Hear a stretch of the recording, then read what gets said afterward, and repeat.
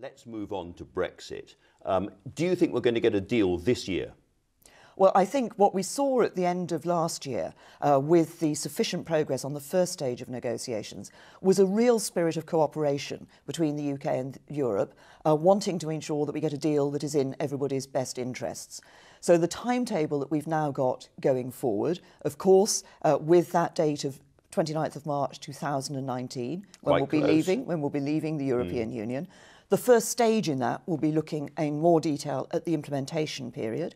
It was important for business and for business confidence that there's agreement that period should take place. We now have to look at the detail of that and the expectation, and everybody's working to have that detail by the end of March in 2018. Which really means getting a deal this year.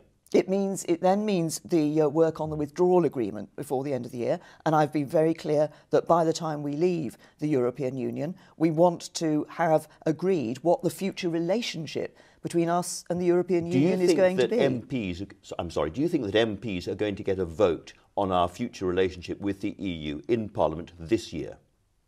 There will certainly be a meaningful vote. There's going to be lots of votes for MPs on different aspects, but the big one, I mean. On different aspects of this. And of course, crucially, what the first thing that, if you like, in timetable terms, that MPs will be looking at is the detail of the withdrawal agreement. We've said to MPs they will have a vote on that. We will also, of course, be then voting on the legislation necessary to bring both the withdrawal agreement and the implementation period into place. Well, the intention is that, and Michel Barnier himself has said, he wants that agreed by October of this year, so that can then go to the European Parliament, which has to look at it. And we've said we want our Parliament to vote before the European Parliament does. When you were asked about our eventual relationship, you have a sort of series of formulas you use. You say it's going to be a very good relationship, it's going to be bespoke and so forth, which doesn't really mean a lot to people. When I asked David Davis about it, he said he wanted Canada plus, plus, plus. What does that mean? Well, it means that what we want is our own free trade agreement with the European Union. Now, we start off from a different position from other countries who start negotiating, and from Canada. Canada didn't have a relationship with the EU that we have because we operate on the same basis at the moment. 80% of our economy is service-based, particularly financial services. So would it be a Canada plus a special deal for the city? Would that be the kind of deal that would appeal to you? Well, it would be a free trade agreement which we want to cover both goods and services.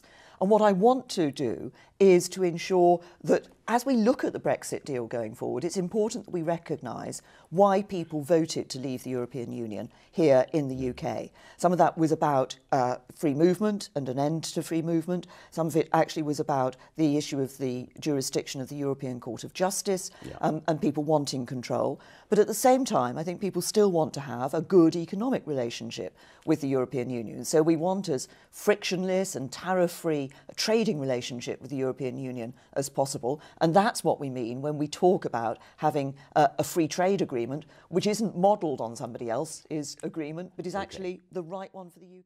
We will make America great again.